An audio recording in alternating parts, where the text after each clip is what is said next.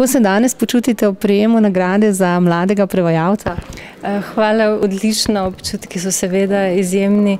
To je veliko priznanje za dosedanje delo in vsekakor spodbuda za naprej.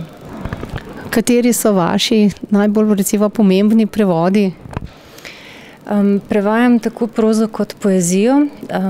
Vsi prevodi, ki sem jih doslej naredila, so zame osebno nekaj posebnega, tako da bi težko zdaj izpostavila najbolj pomembnega. Mogoče nekateri, ki mi zelo ležijo, so mi zelo pri srcu.